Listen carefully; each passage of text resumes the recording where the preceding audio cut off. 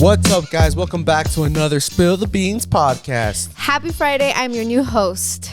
Just kidding. I just look blonde. Oh. Guys, I'm actually a little ashy gray vibes. I've always wanted to have gray hair. I don't know why. Yeah. But now I just look like a viejita. So I'm just embracing it, you know? It's a vibe. Yeah, babe. I think it was Mando once told me, don't rush to look how you're going to look older if you're going to look like that regardless. But I've always wanted to look like this. So now I got it out of my system and I'll go back to dark brown soon. Yeah. Maybe. I told Kaylee for sure for her wedding. You go back to brown? Mm-hmm. Okay. Yeah. Anyways, guys, welcome back to another podcast. Hope you're doing good on your way to work or school, whether you're watching this on Spotify, Apple Podcasts, or YouTube. We appreciate you. Thank you so much. Yeah. Guys, before we get started with like the whole podcast, I actually have a story time to tell you, babe. What, that babe? I forgot to tell you. Oh, shit. Okay, and I kept it in my mind so that I wouldn't tell you until you got back from your trip. But where did you go? Oh, to the game. Uh-huh. The soccer game, right? When you got, so that day that you left at like 3 a.m., right? Uh-huh. And it was so freaking crazy because I was like sleeping next to Franco and I knew like that you were leaving that night. So when I woke up, like I knew you weren't there, right? But I was dreaming about being with, I don't know why the hell, but I was with Desi Perkins. I don't know why. Mm-hmm. I was having a sleepover with her, but it was like Desi and Franco and her baby. Like we were in the bed and like going to sleep. And the way in my dream, I was laying down literally like I was like on the side, like I always sleep with Franco. And all of a sudden in the dream, I feel pressure next to me. Like if someone's getting on the bed. And I remember looking like this and there's nothing. Like I can just feel a presence that's getting on the bed next to me. No. And like, you know, like I just felt like someone was laying down next to me. Wait, in real life or in the dream? In the dream. Oh. But I felt like it was real life. It was like that thing, you know, you don't really know if it's real life. But then when I woke up, I was like, no, it had to be a dream because I was with Desi Perkins. But I just remember like that I was pinching her, like trying to wake her up to let her know that I was feeling this next to me. So I literally, I just remember the dream, closing my eyes and like I started praying, like with the prayer mom always tells me, like, Dios, ¿cómo se? Enemigos veo, sangre de mis venas quieren, like that one. I was literally like praying in my head and I woke up right away and I was like shitted because you weren't there anymore. Like it was so freaking scary, babe. I literally almost passed out. I was like, is that what it feels like cuando se te sube el muerto? But it was like in a dream. But isn't that crazy? Literally, as soon as you left, I had the dream. Because you left like at 3 and when I checked my phone, it was like 4:30. Damn. Maybe, babe. Maybe when you felt that exact moment, it was 3. Yeah. Or I was like, maybe it's like... It was so funny because when I told my mom, she's like, oh, maybe it is el duende, like te estaba cuidando. I was like, don't say that shit. We've had a duende, guys, in the freaking house. That's scary. Well, maybe because I don't know. I heard the more you talk about duendes, the more they come out. They like it, like wants to fuck with you, I guess. But guys, so did we tell them the whole wallet thing? No, but I don't want to talk about it. Okay, so we got back from a trip or whatever, and we went to like Walmart to run some errands. And that's the last time I remember having my wallet, right? And I needed it for, what did I need my wallet for? I don't know. We were on our way the next day. We were going to head out to Pero Noche's bachelor parties.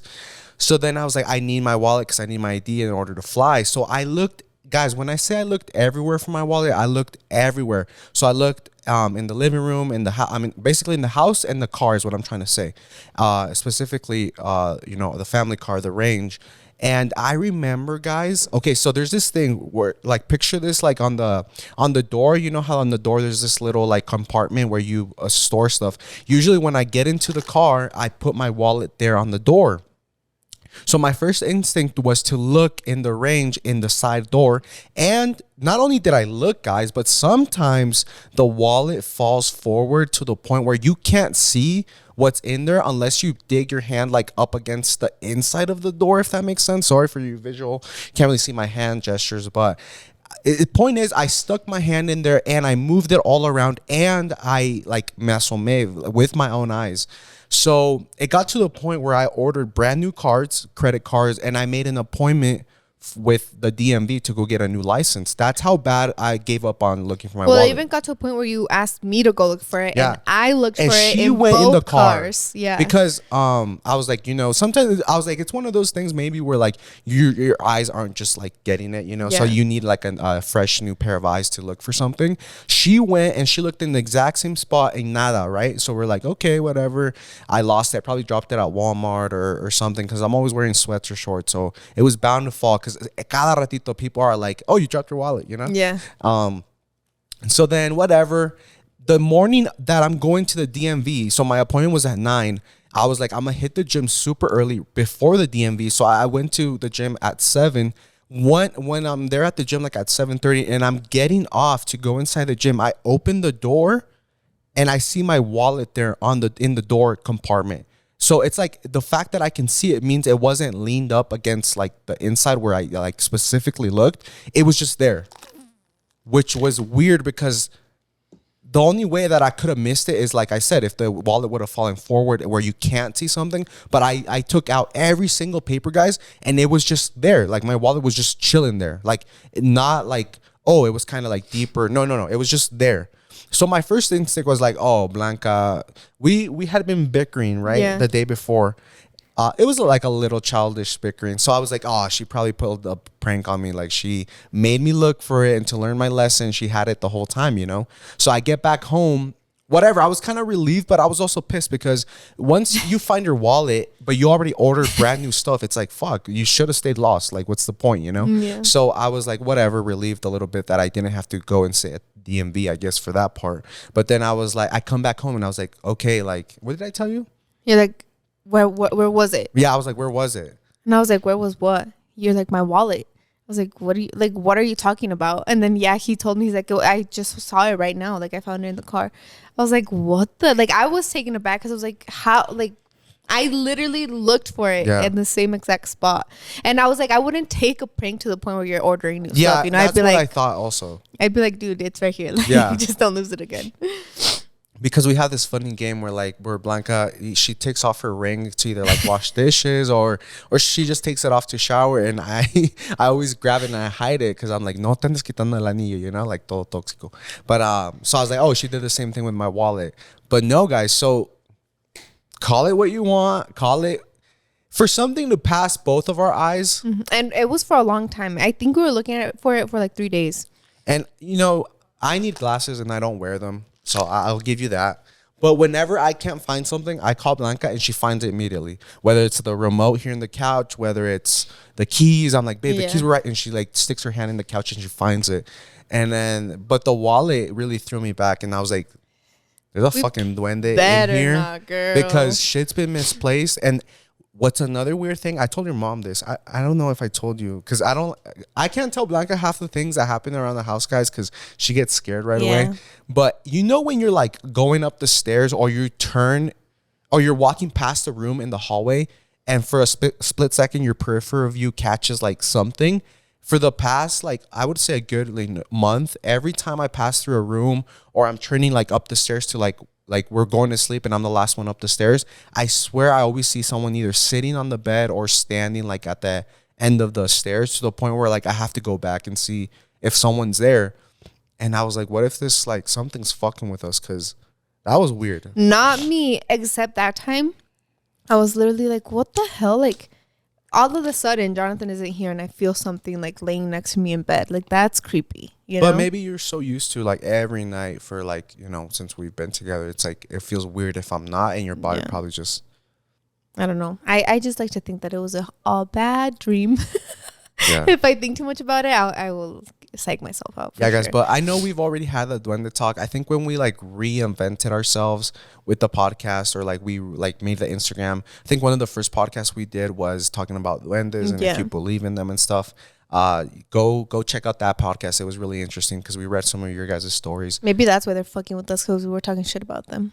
We don't talk shit. Well, not shit, but we're like, oh, for sure, like there's duendes, Yeah. But that's scary, and I don't know. Like the thing that always sticks in my head is like when they're like, oh yeah, veo manitas en los espejos, and we don't have kids. I'm like, that's fucking scary. Oh, and we've been watching The Last of Us. Oh yeah, for a few nights, scary. And when we're watching the movie or when we're down here working, we hear like noise upstairs. But that's always been like that. I remember one time I was down here and I could have sworn I heard something like walking right like above me, and I think that was our master room. And I was like, that's freaking funny. I look at the camera and you guys are knocked out. Yeah. So I remember I texted you, I called you, I was like, I ain't going up there, girl. But you never answered me. Nah, yeah, but I don't know. This house is brand new, so we can't really say it's like the tubing and stuff because it's a brand new house. So it's like, why would brand new, but it's also like chafa made. Like you can hear everything. They don't make houses like they used to, guys. No. Like you can hear everything in this house. So I don't know. We like to think it's just the air because it does get pretty windy here a lot, like very often. So we're just like, it's the air. Like we just started saying that because I don't want to psych myself out, you know? Yeah. Well, we'll be out of here soon. So yeah, thank God. Eat that, Duende. No, follows. Oh, I just freaking see. Nah, Duende's like, why do we think of them as bad? Like maybe they're just chilling. Maybe they just like, I feel like they just like to mess with you. Like they're not, I don't know. But what do they eat? Girl, Mouses? Don't be talking to me Insects? About this, please. Maybe that's why we don't have any spiders. At this house, huh? Yeah. At the other house, we had a shit ton of spiders. Yeah, that was a fucking demon. That was scary. I don't know, babe. Anyways, guys. All right, let's get into the title of this supernatural podcast. Talk. Please be FFR. All right, guys, ever since we had Franco, I know I always say it's been harder, but it's hard on all aspects of our life, especially grocery shopping. So HelloFresh makes it so easy because you don't have to go to the grocery store. For those that are on the same health and fitness journey, you know how bland eating healthy can be. You only have so many options when you're like by yourself in the kitchen and they're just coming out from scratch from your head. But with HelloFresh, it really does provide a ton of variety in terms of meals, different ingredients, etc. HelloFresh takes the hassle out of mealtime this spring by delivering pre-portioned ingredients and easy to prepare recipes right to your door. Skip the checkout lines and get outside in the warmer weather because HelloFresh has dinner covered. HelloFresh keeps your taste buds on their toes with 40 recipes and over 100 seasonal and convenience items to choose from each week. With so much variety, there are options for everyone in every lifestyle. I love HelloFresh because the other day it came with a 15-minute dinner option. It literally says from box to plate in 15 minutes. So I was like, this is cap.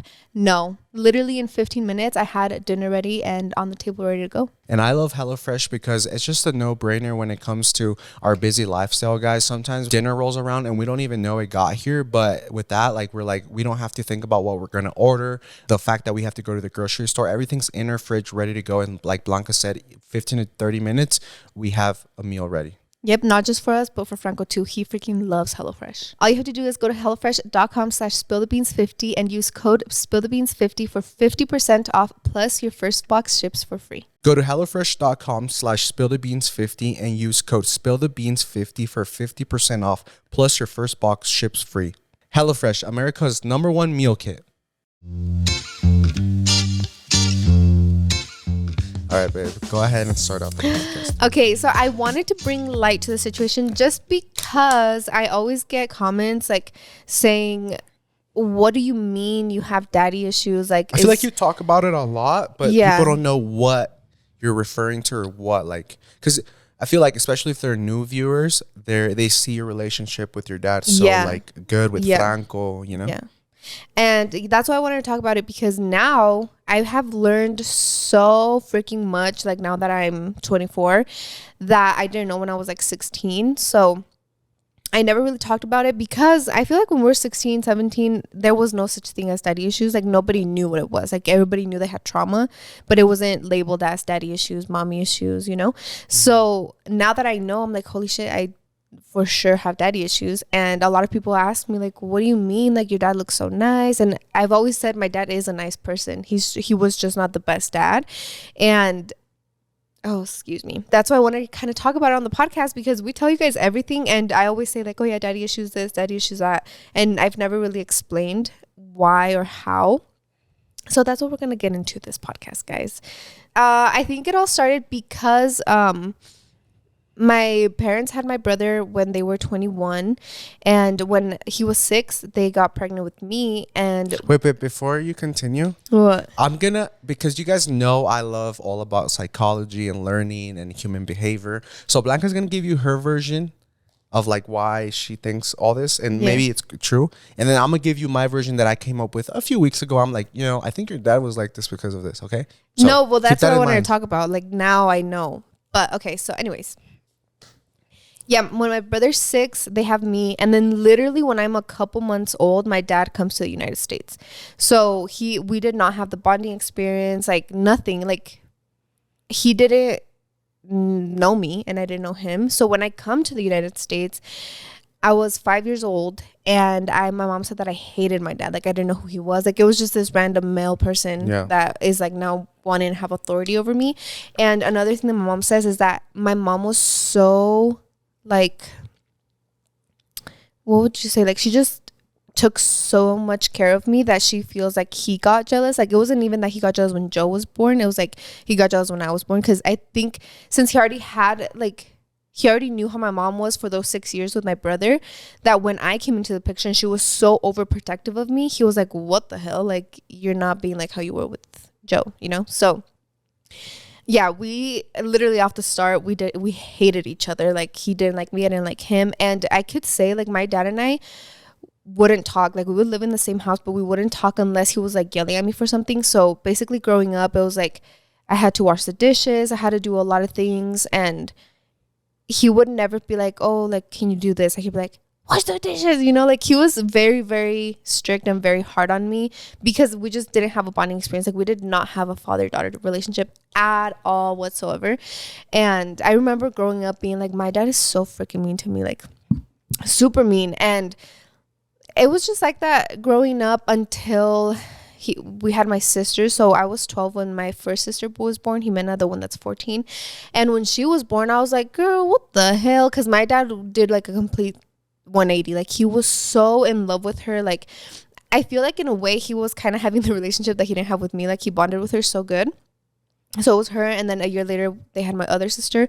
So he was like, I feel like he kind of became the dad that he wasn't to me and my brother with them. So I don't know, for me, I think that's when I started to grow even more resentment towards him, because I was like, why don't you treat me the way that you treat my sisters? Like that's so fucked up, you know? Like it was just like little things. Like I would want to go somewhere, he would never take me anywhere, he would never give me permission to go anywhere, like nothing. It was basically me and my mom together all the time, like going to the mall. Like I literally have memories of me and my mom going on the bus to go to the mall while my dad was just sitting home, you know, doing nothing. Like instead of him driving us to the mall, we had to get on the bus and go. So when my sisters came, well, especially my little sister Jimena, which was the first one to be born, I was like so mad at him because I was like, why aren't you nice to me? Like I remember this specific memory, guys. We were in the car driving from the trailers to like the strip where Ross and all of that is, and I remember my dad saying like, oh, what do you guys want to eat? And I was like, oh, I want Taco Bell. I've always loved Taco Bell, and everyone wanted Taco Bell. And then my little sister Jimena, she's like, I want Panda Express. Where did we go, girl? Panda Express. And I was like, dude, she's literally 4 years old. Like, why can't we? I want, like, my mom wanted Taco Bell, you know?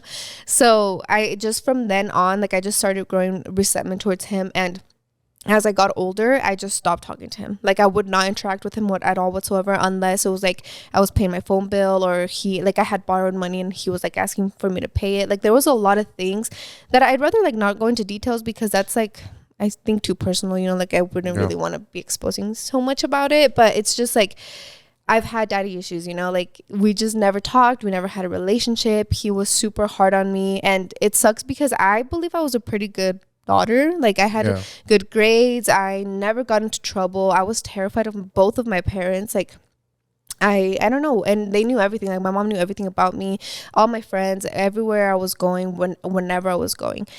So then I think that is why when Jonathan started giving me a little attention, and he was like, I would say like when I met Jonathan, I was like, this is my dream guy. Like, but why were you? I don't know, right? What? Like, because you dated pretty young. Were you like that with every guy? No, and babe, that's why I say like, did you do some type of brujeria on me? Or maybe was it because I kind of because I didn't really act like your dad at the beginning. No, and I think I don't know, because I think I had like 3 boyfriends before you. Yeah. And probably like 15. No, when a girl says 3, it was like times it by 5. Yeah, but no, like serious relationships. Yeah. Like it wasn't like, oh, I like him, like we're gonna date and text. No, I remember this specific relationship I had before Jonathan when I was in like 8th grade, and I think about it now and I was like, dude, he was so fucked up to me, like super mean to me. Like it was basically like I was a joke to him. And I remember when we broke up. Like, we broke up really mean. Like, he dedicated me the worst fucking song that you could dedicate a person. Like, oh, you know, remember I was telling you about this song? No. That I was like, someone dedicated me a really bad song and I can't believe it. It was Con la Novedad. Oh, yeah. Dude, I remember he was literally like, novedad, que ya te olvidé. Yeah, that one. Shit. He literally texted me. He's like, you're so fucking annoying. Like, I dedicate the song to you. Oh, and I remember like getting the text and I was like, oh, damn, like that song sucks. But I don't even think I cried, you know? Yeah. So I was like, when I met you and the first time that we broke up, I remember going like bullshit crazy, like texting Julia at 4 a.m. being like, dude, he just broke up with me. My life is over. Bawling my eyes out. And that the first time we broke up, I think we broke up at 10 p.m. and like at 8 a.m. we're back together. So when I met Jonathan, he was nothing like my dad. And I just feel like you were nothing like any other guy that I dated. Like the guys that I dated were like paisa, like didn't have much going for them, like didn't have goals, aspirations. So when I met you and I was like, okay, he goes to church, he's a varsity soccer player, he's like super handsome and like well kept and like super, like you carried yourself pretty strong because you have always been really intelligent, like in the way that you talk and the way that you, like your friends talk about you. And I think that has a lot to say because I remember when I started liking you and I started talking to like our mutual friends about you, like they would just rave about how amazing you were, you know? So I feel like that made me fall more and more and more. And so when I met you and you started giving me like that attention and I was like, no, this is him. Like, this is who I want for the rest of my life. I think I decided that pretty early on. Like, I don't think we had even made it official when I was like, I'm going to marry this guy. I was literally like 15 BFFR.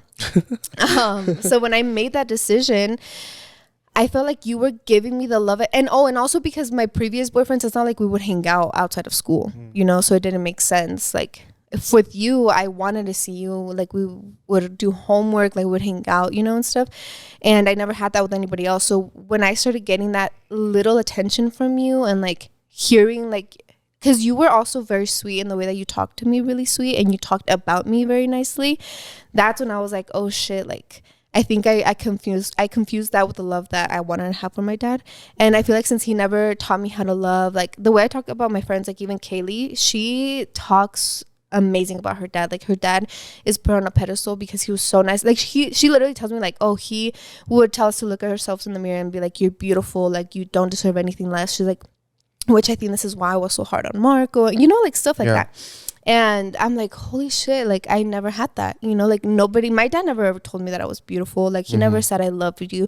Dude, I can literally say that my dad has said happy birthday to me like twice in my life, you know, like stuff like that. And so when it comes to that, when it was with Jonathan, I think that's why I was so vulnerable. And so like, I didn't think about myself very highly, which is why I put up with a lot of the things that Jonathan did to me. And I don't know. And it was just, I want to say before we continue, because you were I was raised very, very good. Like props to my parents and my grandparents and maybe my parents, specifically my mom. It wasn't in the best way, you know, she didn't really show it. But at the end of the day, I was a very well raised. So when you dated me, it wasn't like dating, let's say a 15, 16-year-old guy. Like for the girls listening to this, picture when you first started dating your first boyfriend and maybe he was just like kind of like your equal, like in the sense that you were both immature or you were both like just normal. Like your boyfriend loved you, but he could not care like in another sense for you. And what I'm trying to get to, let me explain, is that when I started dating Blanca, I almost like, not that I was your dad, but I loved you in the sense that, like, when people start dating, it's like, oh, when will I see you? You know, like it's very like superficial. And when I started showing you love, I loved you and I cared for you like in a different like dimension. I feel like I would care for you like if you like if I had to take care of you. Does that make sense? Like, and I don't mean that like like literally like, oh, if I don't feed you, you'll die. No, I mean that like in like I looked out for you and I loved you in the sense like how are like in for your well-being. Yeah. Does that make sense? And for a 16-year-old male, I was raised very well, because I could easily be like, oh, you're having dad problems, your dad would yell at you, and I could be like, oh, okay, I don't know what that means, but I'll see you tomorrow. And that's what a boyfriend is. Yeah. But I was there. I was like, you got this. Like, you like, don't let him, what he says, get to you. Like, I love you. I appreciate you. And I would send her these quotes, and I would like raise her spirits. So that's when Blanca says that like I was different, because my mom raised me to like love women and like take care of them, because I could take care of myself. Yeah. So, so that I feel like that's where the infatuation with me came from. Yeah. And it was also because like the way I talk about Jonathan's like I could never compare him to any of the past boyfriends I had, like, because I never did like I never fell into a deep relationship with anybody but Jonathan. And the way that you would just like go out of your way to like take care of me, you would go out of your way to like come see me, or you knew I like chocolate chip cookies, you would show up with chocolate, like you went out of your way to make me happy and to make me feel like cared for. And I started to confuse that with like, I don't know, like dependence, I guess. Oh my God, I was literally codependent on you. If Jonathan had a bad day, I had a worse day. Like if he was in a bad mood, I was in a bad mood. It was just, I was so codependent on him. And I think that was kind of annoying for you in a sense, because I wouldn't say annoying for like with you, but it took a toll for a lot of years on me, because I don't think I started being vulnerable with you until I remember clearly, like when I got kicked out in the Canelo fight. Yeah, which was when we were like what, 18? No, like 17. Yeah, like 2-3 years into dating. Yeah. Blanca had never seen me like, was like bad. Like I wasn't the strong one anymore, And that's the first time I actually had to like not ask for help, but like, this is the real me. Like I'm not just like, I get straight A's and all this, but it comes at a cost with my parents, Yeah. And it was crazy because with Jonathan, I think when I saw him, because you know how like people are like, when you date someone, don't date them because they're handsome, they're this, like date them if you think they're going to be a good husband or a good father. And just like the family that he came from, the way that he carried himself, the way he was so intelligent, he was so, I don't know, like I know like at that time you were probably not confident, and that's why there were a lot of insecurities, and that's why you were very toxic.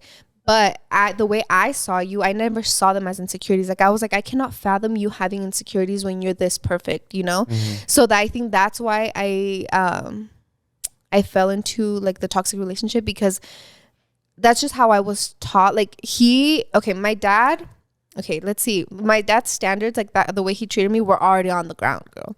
So if Jonathan's were like a little bit above how, I was like, okay, well, he doesn't like, he talks to me, he doesn't ignore me, he doesn't treat me like shit, like I was like, oh, that, yeah, he's perfect. Like I didn't know anything else, So I think that's where my daddy issues came into play. Like I was so codependent on him. I wanted Jonathan to solve all of my problems. I don't know, like I put all of my baggage on you, I feel like, and you kind of carried that for a long time. I carried like hers and but yours. Also mine, but I never told her. But you never talked to me about it, like nothing, like the way that he was. I think this is another reason, like a lot of people, like I feel like this is a perfect way to put it. The first birthday we spent together, you threw me a birthday party, and I showed up and you surprised me and we had a great night, and you probably didn't think nothing of it, but that morning my mom slapped the shit out of me, and then I had to go work a shitty job at Burger King, so it's like, so I had to carry that. And then I hate birthday parties for myself. I was like, okay, no, I have to be nice because she did this with the right intention. But I'm somewhere where I don't like birthday parties for myself. So especially surprised, I was like, fuck, like my mom just like, beat me up this morning. I had to walk to Burger King, which was not an easy walk. It was. And like, didn't you like she say like you couldn't do anything for your birthday? No, yeah. Like so, and I think the World Cup was going on. Right, 2014. Yeah, I think so. So I was like, but I never told her. I never knew, and I think that's another reason why I stuck around through the toxic phase, because I didn't know where he was coming from. I didn't know what insecurity, like why he had the insecurities. I didn't know anything about, like, you never said anything about your trauma, and I didn't, like, I was like, he's just a perfect guy. Like, this is just how relationships are. And since I saw the way that my dad treated my mom, I was like, well, he doesn't treat me like that. He treats me much better than that. So I was like, de aquí soy, you know? And I think when I started dating Jonathan, that's when I was like, okay, like, basically I was like, I don't need my dad. Like, we never talked. If we ever talked, it was like very superficial, very like money. Like if I had to pay him for something, if I had to help with something around the house. So that's how it was literally until we moved out, like until I was 21. We never talked, like literally, like he wasn't my dad. He didn't teach me how to drive. He didn't teach me how to like take care of myself. He just didn't teach you what dads should teach you. And he never made me feel beautiful. He never said that he was proud of me. Nothing like that. So it was easy for me to just pass by him at the house and just be like, okay, like he's just a guy that I live with, you know. But it was just, I think the reason I just had so much resentment with him was because he was like that towards me, but towards my sisters he was a little bit nicer. And I was like, oh, why can't I get that side of you, you know? And I think then I didn't know anything. Like I just hated him. Like I was just like, he's a terrible dad to me. And it sucked because he was an amazing uncle. He was an amazing, like, I would see how he treated my little cousins. Like literally for my birthday, he wouldn't even wish me happy birthday. But for like a friend's birthday and like Leo and Jenny's, my little cousins, for their birthday, he would be like, let's go get them a cake. Let's go get them. Like our thing was like to gift them jackets every year. So we would go buy them jackets and then show up to their house, surprise them with a cake, you know? And I was like, oh, like what? I'm your daughter, dude. You know, like why aren't you doing that for me? So yeah, I just grew up with a lot of resentment, no understanding at all whatsoever. And just fighting, like we would fight every day, probably argue over something stupid. And it was like when I started dating Jonathan, it was a little bit worse because he knew where to hurt me. Like I remember, do you remember that time where? Oh yeah. Do you want me to tell them that story? Yeah, tell. There was a specific day where Jonathan and I had a date planned at Buffalo Wild Wings, the only place I would ever go. And I remember I had already asked permission from my mom, but I needed a ride there. And the only one available was either my dad or my brother. My brother wasn't home. And I was literally, like, my dad was just sitting down watching TV. And he wasn't letting me go. He wasn't like, I'm not going to take you. Like, for me, it was very much, if I had a ride, I was going. Like, if my dad didn't give me permission, I didn't care. If my mom gave me permission, I was going. And that day, I think Jonathan was like, yeah, let's meet there at 4, whatever. And Jonathan texts me, he's there at 4 p.m. And I'm just like, I don't know if I should text back. Like, I don't know. I think I didn't even tell you, right? That my dad didn't want to. Yeah. How long were you there for, babe? Like an hour. You were sitting there for an hour and my dad was not budging. Like, he was not going to take me. And I remember being so pissed because he was just sitting there watching TV. So I had to wait like an hour for my brother to get home so that he could take me. But by the time my brother was like taking me, Jonathan was already like, what? Like, I hadn't even communicated to him why I wasn't there. Like I was so embarrassed. I was like, this is so embarrassing. Like I don't have a ride there. My dad's here, you know? So when I got to Buffalo, I think we just were sat in silence. Did you get to Buffalo or did I meet you at TCBY because I left? No, I think I got to Buffalo. Oh, I don't remember. Yeah. But I think we just sat in silence and like we just did like our normal routine. We just kind of like in silence because you weren't talking to me. And I don't even think you exploded on me, right? No, I wasn't mad. I was more like damn. Like why weren't you telling me? Yeah. So it was to that point where he just wouldn't take me anywhere and he wouldn't let me do anything. And for me, the reason my resentment grew so strong was because I personally think that I was a very, very good daughter. And I never gave them problems. So for him to treat me that way, I was like I didn't think that I deserved it at all. And the way that he treated my mom, I didn't think she deserved that either. And it was just a lot. Like I could, the reason that I won't say like actual examples of when things were really bad is because now, like I already forgave him and I already went through therapy with Jonathan. Like he literally, I feel like Jonathan made me realize the reason my dad is the way that he is. And so when we moved out, we were 21. I wouldn't say that our relationship like got better right away, but it kind of did because we didn't see each other every day. We didn't argue. We had nothing to argue about because I wasn't living there anymore. So I think the times that we did see each other, it was nice because we would see each other for holidays or like once a week. And we would talk here and there. Like, I think that when I left, he was like, oh shit, like I don't have her around anymore. So he didn't really have a reason to yell at me anymore or to be mean to me. So he just started being nice, I guess. And we started having like a nice relationship. And yeah, I feel like he tried to make up everything that he wasn't back then. And for me, it was hard to accept that because I was like, like it's a little late for that. But yeah, he started being nice. I mean, he gifted us a TV when we moved into the apartment for the first time. Like, for anything that I needed him, he was there for me. Like, he would come and help us. And then when I got pregnant, that is when like everything changed. Yeah, right? a lot. Like a huge, like he was, I didn't see him as the same man anymore. Like, and I think that when I got pregnant was around the time when I started knowing about like daddy issues and like trauma and stuff. But then I think Jonathan slowly but surely started like talking to me and telling me like, well, why was he like that? Or do you know how his dad was? And my grandma unfortunately passed away when I was 16. And my grandpa, I didn't meet him until 2 years after she passed away, when he was able to come visit us here in the States.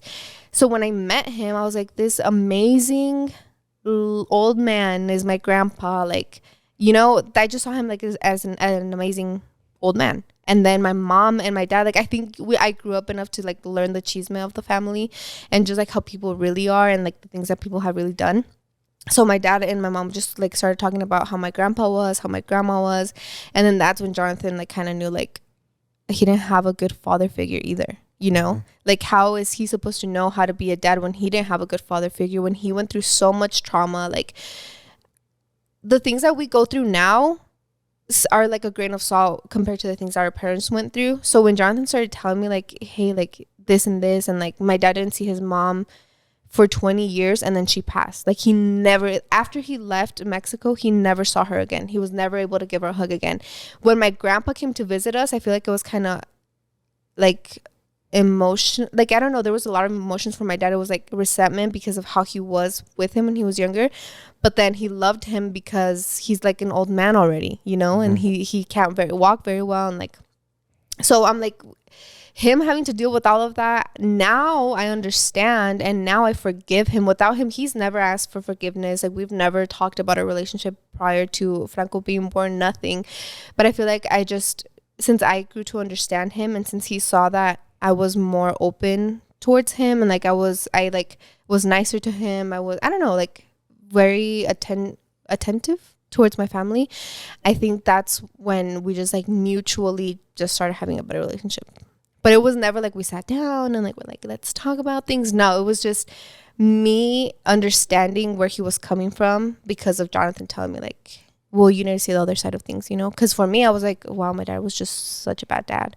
And then when Jonathan told me, I was like, oh shit, like that's kind of shitty to think about, Yeah, I'm all about perspective, guys, and trust me, it wasn't easy. It wasn't easy when I knowing that Blanca has had all this trauma with her dad for so many years, and then I have to take the first step as in like, like maybe he's not as bad as you think because of this and that. And then at first she was like, really, dude, like really, you're taking his side? But then she slowly started opening up because yeah, I was like, how much do you love your mom? She's like, I love her, I love her so much. I was like, imagine not seeing your mom for 20 years, and then you hear that she's sick, and you have to take a choice between, do I go back to Mexico and do I see her one last time, but then how do I come back? Or do I just let her die and you never get to hug your mom one last time, So it's like that kind of engraved in her. And I was like, now times that by like, and I started telling her a bunch of stories. I was like, you think it's easy? Your dad used to be, he would pick up dead people from the hospital and then put them in the box, right? Like clean them up, put them in the box. He made the box. But he said he would pick them up from the hospital dead. So I was like, imagine being young and you're just trying to make it and like, start bringing income into your family, and your job is to pick up dead people and put them in caskets. Like, that in itself is traumatizing. Like, now you add all this, like, your dad, luckily, he has tattoos, he has piercings and stuff, but luckily he never got into gangs, when literally the whole vecindad in barrio was revolved around drugs and gangs. And Like, you know, so it's like a lot of little things that if you think you had it bad, now imagine how bad your parents must have had it towards that. Yeah. Like, and it's like my dad never hit me. Like, I don't think there was a time when my dad ever put his hands on me that I remember, because I was like, if he like spanked me, okay, like, you know, but there was never a time where I was like, oh shit, like he slapped the shit out of me. Like, no, my dad never hit me. And it's crazy to think that his dad hit him, you know? So it's like my dad wasn't a great dad, but he was a better dad than his dad. Yeah. You know? So like just learning how my dad's dad was my grandpa was very emotionless towards him. Like my grandpa was a businessman. Like he was the best baker in fucking town, and he never taught them how to bake. He never taught them like, oh hey, let's open this bakery, you know? Like my dad never had a father figure, so he didn't know how to be a dad. So then for me, it was like, he's the worst dad. But then now, like looking back, I was like, he was only giving it the best that he had, you know? New. Yeah. Like, how are you supposed to give it something better than you don't know? Yeah. You know what I mean? Mm-hmm. So it's like your manager asks you to do something. It's like, well, you never taught me how to do that specific job at Burger King. It's like, you know, so it's like you can only do as much as you know. Yeah. And luckily now with social media, TikTok, you know, even if you're not a parent, you maybe sometimes stumble across a TikTok that says, oh, you know, 5 ways to not traumatize your child. And you kind of like listen to it. So now it's easier to become better and more self-aware. But back then, guys, I mean, you're surrounded by drugs, alcohol, tattoos, gangs, and your dad didn't want to drive you to a B-dubs. Like, no. He didn't want to take me anywhere. Count your blessings. Like, your dad could have beat the shit out of you. Yeah. Your mom. Your dad's never laid a hand on your mom. And so that's what I think. And your dad like was a good boyfriend. From the stories we hear and tell, like he was always defending my suegra's younger brothers because they were always getting beat up, and my suegra was always there because he's always been a big guy, so defending them. So it's like, you know. Yeah. Another thing I didn't touch on is that when I was young, my dad was an alcoholic. He was very hard into alcohol, and he was a smoker. He smoked a lot of cigarettes.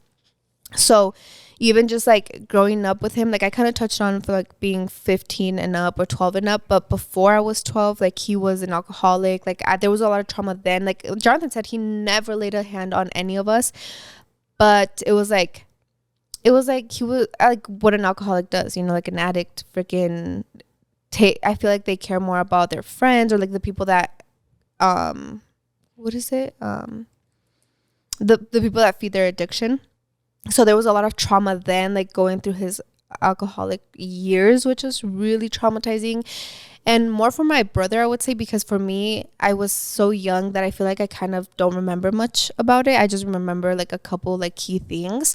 And so being from there, it's crazy to think about that my dad was so hard into alcohol, and now like he only drinks on weekends, you know? Or knowing that my dad was a heavy smoker, like heavy, like pack a day, like really like smoked every day, and now like he does not smoke at all whatsoever, you know? Like that's crazy, because if I look at it now, like okay, maybe he still isn't the perfect dad, but the fact that he was able to quit all of that to be able to stay in the family, like that's crazy, you know? So there's a lot of things that like traumatized me, a lot of events that happened, and I don't know, it was just like, I remember even when my grandma passed, it was so hard for me to feel compassionate towards my dad, because I had so much resentment towards him, that now I think about it, I'm like, damn, like I could have been so much more supportive, you know, if I thought the way that I do now. But it's like things like you live and you learn, you know, like now we have an amazing relationship. Like he's an amazing grandpa to Franco. I feel like he's making everything up with him, and it's nice, but it's like the pain is always there. Like the memories are always there. It's just that I learned to like forget about it, you know, like, but even now, like I'll see TikToks of my dad puts gas in my car. My dad buys me flowers every day. Like, I'm like, oh shit, like I never had that. And even still to this day, like I won't ever know a dad like that. But you just have to like, love languages don't just correspond to your partner, guys. This is what like we need to learn, that love languages is with everything. And if you know how to manipulate or understand a love language, you can get ahead in life so much. Like for example, with your parents, if you understand their love language, then it's easy to manipulate them. If like manipulate, but I mean like in the way that, like in a good way, okay? If you find out your manager's love language, then it's easier for you to kiss ass and move up the ranks, okay? So now I was like, with your parents, like I as a man, I've always been confident in myself, so I never had this problem. But it kind of did affect me a little bit because I knew that the only way to get my suegro around the first, like when we moved out, and for him to like kind of like open up, better your relationship with you, because I'd be like, can we invite your dad or can we go over? No, like, nah, it's okay. Like, not that she would say no, but she just wouldn't want to go over or something. Yeah. So I was like, okay, what can I do? So I started thinking, I was like, okay, furniture. I'm a very capable guy. So we have this like meme, or like, no, not meme, inside joke in the family that I hate building shit. And when I build something, it comes out horrible. Or it breaks. And within the first month. So, but I know, I'm not dumb, that if I take the time and I actually do something and read the directions, it comes out great, So, but then I was like, you know what? I'm going to use this as a way to like bond and stuff, not only with me and my suegro, but with Blanca and her dad. And I was like, so every time we would buy something, especially when Franco was coming around, the crib, the new bed, the stuff, I was like, tell your dad to come over. I don't know how to build stuff. I hate building stuff. Baby, do you really want to lay on a bed that I'm going to build? Like, let's tell your dad to come over. Yeah. So her dad would come over like almost every day to build something with me. And that like so that's what I'm saying. Like, her dad is never going to like hug her and kiss her and say, you're beautiful. But the minute she says, "Apa, me hace este buró," boom, he's there, like with all his tools in 30 minutes. Yeah. So you need to really understand that. Like, I learned that early on with my dad. My dad is the same as Blanca's in the sense that like he's not loving and stuff. But I gracias a Dios, I knew that right away. So I was like, you know what? My dad is never gonna say I love you or hug me or say I'm proud. That's okay. I don't need that. Luckily, I'm not an emotional person like that.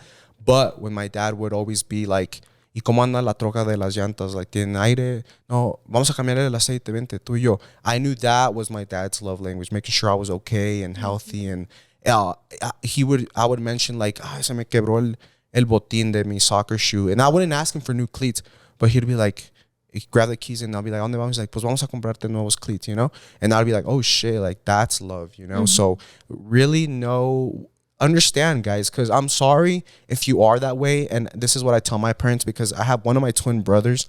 He's a Cancer and he's very emotional. And I'm like, okay, with him, I think you will need to either fight that or break that generational curse and actually verbally communicate to him that you like love him and appreciate him, because he is more of an emotional kid and will be in a more emotional adult. And maybe he won't understand like gestures like I did. So like you just need to know everyone's and communicate to your parents. Maybe, maybe your dad is busting his ass off and you only see him a couple hours at night, but that's his love language, making sure you're fed and all that. When you're like, like Blanca's like, my dad never, and I come along and I give her all that. So she's like, oh shit, now I really am obsessed with you. Just because I figured out her love language before her dad or etc. And it's like, for us, we just learned about love languages when we were in high school. So it's like, imagine our parents, they don't know what love language means. They don't know any of that. So it's like, in a way, you have to be the bigger person. And I hate to say like you have to parent your parents, but in a way you do, because your parents only know so much. Like, especially if your parents are immigrants and they migrated here without their family. Like, my parents left their family when they were 20, 21. But imagine us like leaving our family and never seeing them again. Yeah. And thankfully we have social media, we have technology. We're very good with that. But they had nothing. They didn't even have a phone. They didn't have like a way to communicate. Skype wasn't even made until they were like already here for 10 years, like, so you have to be the bigger person and you have to understand. And I don't know. I would always think about it like, stop making yourself a victim to your life. It's like, don't go like, oh, all of this happened to me and my parents never did this to me. Like, okay, fuck it. Like,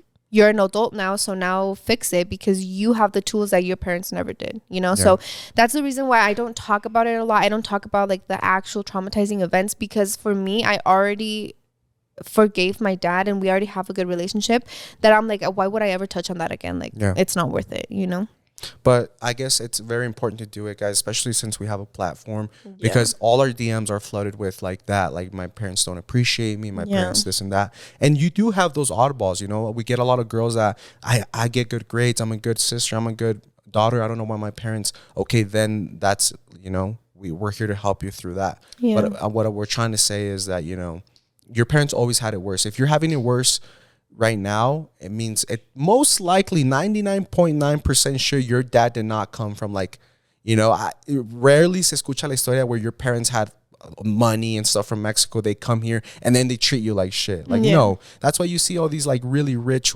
American white parents treat their kids with love, and then their kids are like super nice, you know. Obviously you get the spoiled brat, but what I'm trying to say is that that's passed on. And so maybe just talk, I don't know. Like, I wouldn't say, because for me it wasn't like, oh, I have to talk to my dad, he has to ask for forgiveness. No, like for me it was more learning about myself and my trauma, and then Jonathan, like, having another perspective. Like, thankfully I had Jonathan, but if you could go to therapy, if you could talk to someone else, for him to tell me like, hey, your dad is this way because look at all the shit, like even things that we don't know, like if we know some of the bad things, we don't know the worst things that he went through, you know. And I don't even know how my dad got here. Like, he's never told us the story of how he got from Mexico to here, because I'm like, it must be that traumatizing for him, you know. And I feel like he's never gonna know that, because I feel like our parents were raised so machista that they're never gonna show that type of vulnerability with us. But I'm like, dude, just the simple fact of you coming from Mexico to here by yourself, that in itself, like, I don't think any of us would ever do that shit, you know, because it's just not, it's like out of our reach, because they already sacrificed so much for us. So for me, it's like, I have daddy issues, and I still think about it. I get sad, like when I see TikToks here and there, like I always like, oh damn, my daddy issues are like coming out.